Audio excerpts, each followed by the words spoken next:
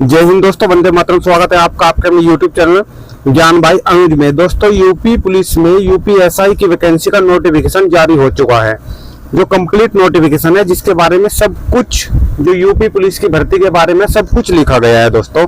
और आप सभी को पता है कि कल से आपके ऑनलाइन फॉर्म स्टार्ट हो चुके थे। 12 अगस्त से आपके फॉर्म स्टार्ट हो चुके थे दोस्तों। और साथ ही साथ आपको फॉर्म भरने से पहले ओटीआर करना जरूरी है दोस्तों। ओटीआर करने के लिए, यानी कि वन टाइम रजिस्ट्रेशन करने के लिए आपको साइट पे ही विजिट करना होगा और यहाँ से आप लोग अपना ओटीआर कंप्लीट कीजिएगा। वन टाइम रजिस्ट्रेशन, आपको दोबारा रजिस्ट्रेशन कराने की जरूरत नहीं पड़ेगी जब कोई यूपी पुलिस की कोई भी वैकेंसी आएगी दोस्तों।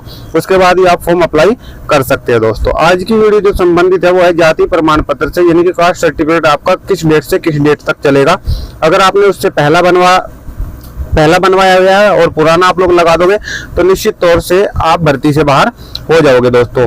ये यूपीएसआई की 4242 की वैकेंसी है दोस्तों, और टोटल इसमें 45 से 43 पद दिए गए हैं। ठीक है, अब मैं आपको लेके चलता हूं जिस जानकारी के लिए मैंने वीडियो बनाई है कि आपका जाति प्रमाण पत्र, कास्ट सर्टिफिकेट आपका किस डेट से किस डेट तक का चलेगा।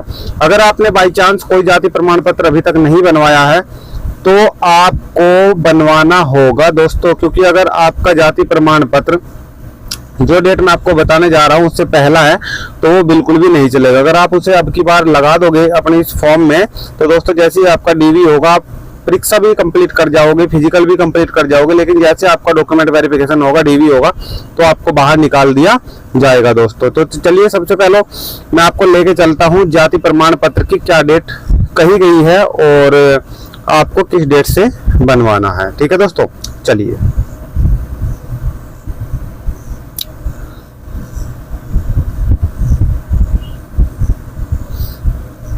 ठीक है दोस्तों, हम पहुंच चुके हैं कास्ट सर्टिफिकेट के जो जाति प्रमाण पत्र है, जो डेट कही गई है उस डेट से संबंधित। देखिए दोस्तों, ये वाली चीजें हैं जो दी गई है। सबसे पहले हम इसमें बात करते हैं, जो सबसे पहला कॉलम इन्होंने दिया है वो दिया है अनुसूचित जाति का, यानी कि एससी कैंडिडेट का।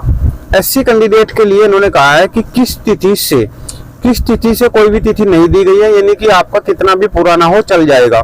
लेकिन जैसे ही फॉर्म की लास्ट डेट, जो लास्ट डेट है फॉर्म की, वो है 11/9/2025। अगर आपने 11/9/2025 से बाद बनवाया, आपने पहला डाल दिया, पुराना है वो अपने आवेदन में डाल दिया, और आप चेक कराने के लिए लेके जाएंगे नया जो आपने 11/9/2025 से बाद का बना है, तो भी आप इस भर्ती से बाहर हो जाओगे। यानी कि कहने का मतलब यह दोस्तों, एससी कैंडिडेट का पुराना तो कितना भी चल जाएगा, लेकिन आपका 11/9/2025 से पहला ही है। अगली कंडीशन है एसटी कैंडिडेट की।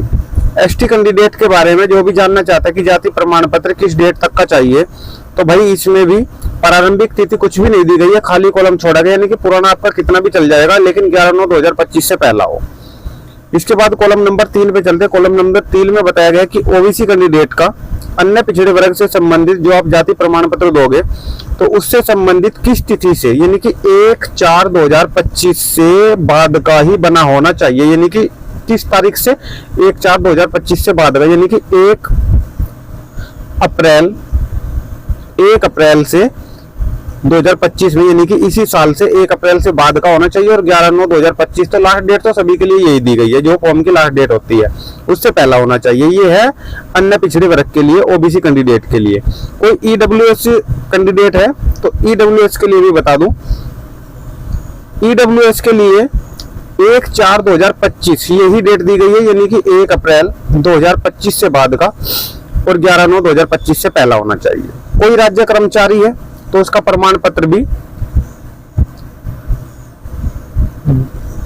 पुरानी कितनी भी डेट चल जाएगी, लेकिन 11/9/2025 से बाद का ना हो। स्वतंत्रता सेनानी के लिए भी ये कंडीशन है। और मूल निवास प्रमाण पत्र भी साथ ही साथ मैं आपको बता दे रहा हूं कि मूल निवास प्रमाण पत्र की भी यही कंडीशन है, वो पुराना कितना भी हो, लेकिन 11/9/2025 के बाद का बना हुआ होना चाहिए दोस्तों। अभी फॉर्म भरने में टाइम है, क्योंकि 11/9/2025 इसकी लास्ट डेट दी गई है। अगर आप अभी से भी अप्लाई करते हो तो भी ये 7 से 10 दिन के अंदर आपके बन के आ जाएगा, और आपको वो ही डालना है दोस्तों। क्लियर है चीजें। ये चीज मैंने आपको इसलिए बताई है क्योंकि आप फॉर्म भर दोगे एक बार तो दोबारा फॉर्म नहीं भरा जाएगा, आपका एक ही आवेदन माना जाएगा दोस्तों।